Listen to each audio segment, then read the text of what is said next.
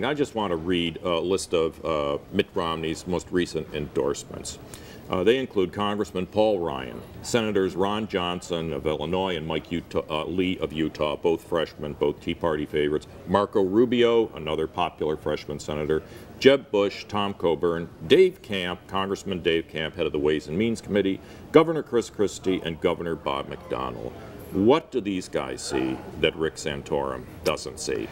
Well, I think, particularly in the case of Ron Johnson and Paul Ryan, I think they see it's April, and they see this thing dragging on. They think Romney's going to be the inevitable nominee. He's got now about half the delegates he needs, and so let's wrap it up. There's the only chance that Santorum or Gingrich have is if they deny Romney the number of delegates he needs. Even that looks less and less likely, because even when he loses a race, he gets delegates. Yeah. Because they're not winner take all. So I talked to Congressman Ryan the day before he made his announcement, and he said, you know, I think Romney has the best chance to win. I think that we're going to have to raise a lot of money between now and November. I think Romney's made some progress, this is Ryan talking, intellectually, politically, in the right direction. And so I'm going to get off the fence and try to move this along. Mm-hmm. Well, Santorum is making the argument that it's barely halftime. Like you said, it's April, but theoretically the primaries run well into June. Well, and I think he would have a case if he were actually doing what Reagan did in 1976, which is racking up some wins. If it looked like there was a change in direction. Remember what Reagan did in late March. He won in North Carolina, and then he turned and ran a string of them. Santorum's won. He won narrowly in Alabama and Mississippi. He won more comfortably in Louisiana, although Romney still, again, got delegates. Oh. But he hasn't been able to crack any of these other states, and April looks really bad for Santorum. He's down in the polls in Wisconsin, but he also will lose in Maryland, probably, tomorrow. Then he's got New York, Massachusetts, Rhode Island.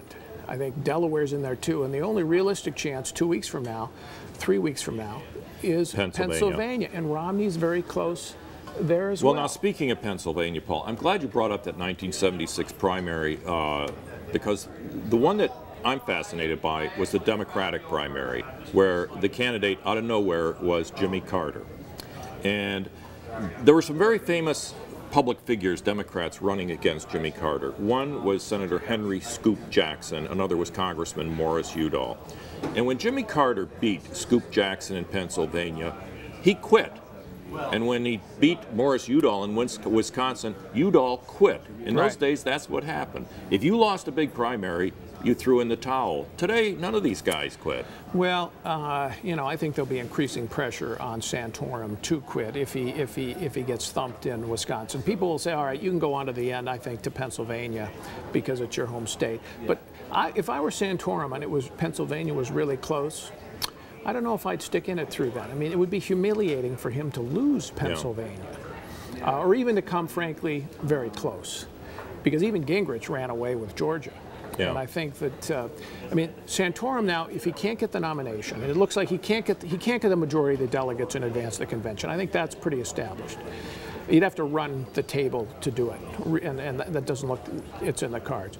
Then what do we have to do? Well, he could deny Romney the majority, but even that's unlikely. So he has to start thinking, okay, what about my future? Can I get on the ticket this year as a vice president? That means you got to get out pretty quick and endorse Romney. What about next time, 2016? If you look like you're a wrecking crew, you're not helping yourself for 2016. Yeah. You know, I agree with that, Paul. Rick Santorum came a long way in this campaign, and he has not run a frivolous campaign. No, it's a very serious campaign. And he pressed Mitt Romney to the wall. He went toe-to-toe with him. He elicited some clear vulnerabilities in Romney, especially over the Massachusetts health care plan. And there's got to be a point where you understand you've done the best you can, and it's time to... It's hard for these guys to recognize it because you put your heart and soul in the campaign. You ask people for money. You know, you're sitting in a hotel room in Davenport, Iowa at 11 o'clock at night. You're looking in the mirror and you're saying, why am I here? Yeah. And it's just very painful. And to give that up, to say it's all ultimately for naught, is difficult. On the other hand, remember the famous story in 1980? George H.W. Bush clearly lost to Ronald Reagan, but he wouldn't get out. Yeah. So James Baker, his campaign manager, had a press conference and declared that George H.W. Bush was getting out of the race. George H.W. Bush read about his withdrawal in the newspapers or saw it on TV. So I guess the question we're left with then is, who is Rick Santorum's Jim Baker? I think maybe his wife. All right, Paul, thanks a lot.